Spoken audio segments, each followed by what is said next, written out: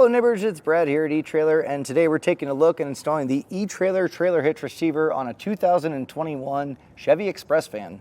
The great part about this one is it's a 2" by 2" receiver tube opening, so it's the standard size for hitches. So when it comes to ball mounts, bike racks, cargo carriers, or really any accessory, that's kind of the golden standard, so you're gonna have tons of options available. All of your accessories are going to stay in place with a 5/8 pin and clip. Now this is not included with the hitch. Many times when you pick up accessories, they'll have them included with them. But if you plan on leaving an accessory on the back of the vehicle, you might want to get a locking pin and clip. That way it's a good deterrent. No one can just walk by and take those accessories with them.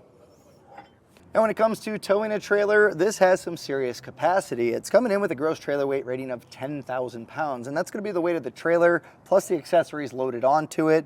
You also have a tongue weight rating of 1,000 pounds, and that's the downward pressure on the inside of the receiver tube opening. That's going to account for a lot of your suspended accessories, whether it be a cargo carrier or bike rack. And with 1,000 pounds, you're going to be able to load up a 4-bike bike rack or a cargo carrier all the way to the brim. And I really don't worry that you're going to go over that 1,000-pound capacity before exceeding the weight of the bike rack or cargo carrier.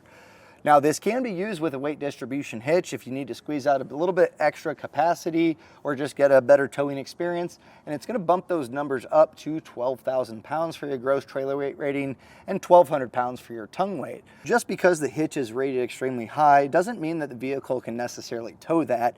You also want to take into account the ball mount and the ball that you're going to be using and take the lowest number across the board, and that way you're not going to be overloading anything and you stay safe out on the road.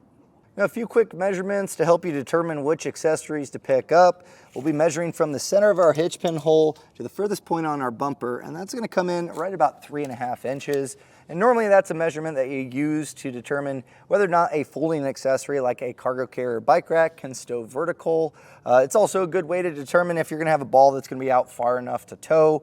I really don't have any concerns with folding accessories. Just keep in mind, probably not going to be able to open up the rear doors until you fold those down.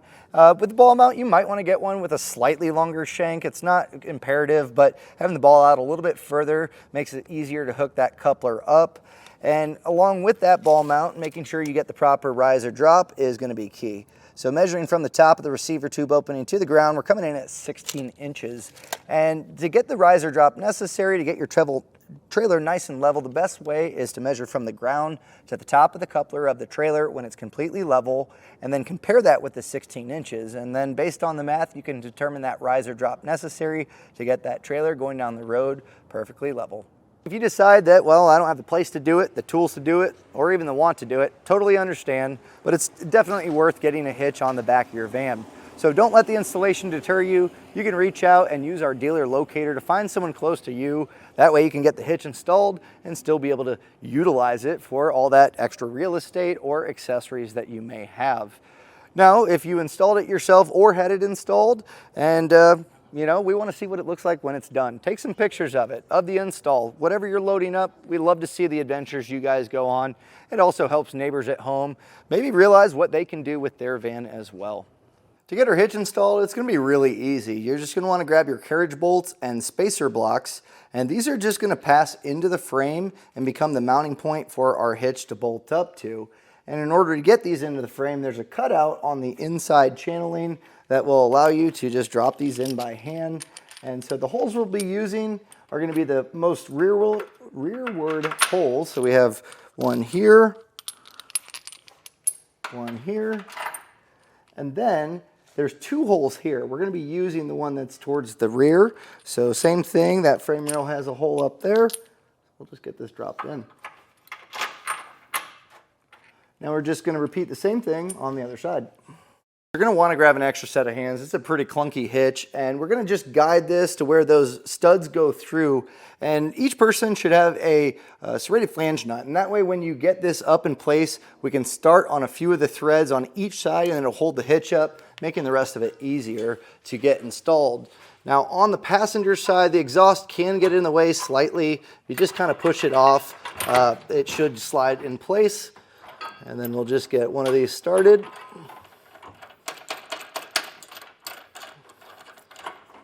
And with that supported, you can go ahead and get the rest of your hardware in place. We're gonna snug everything down with a 3/4 inch socket. You don't need to get crazy here with an impact, just snug it down because we'll come back with a torque wrench immediately after to make sure that it's torqued down properly, but this is gonna draw the hitch up, make it a lot easier than having to use the torque wrench.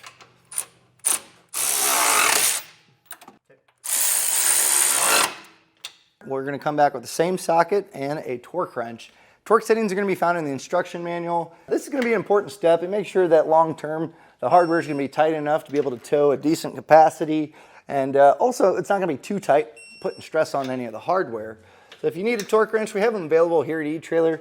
You can generally go to an auto parts store and rent one for free, but it's gonna be an important step. So make sure you get all your hardware torqued down. And that was a look and installation of the eTrailer trailer hitch receiver on a 2021 Chevy Express van.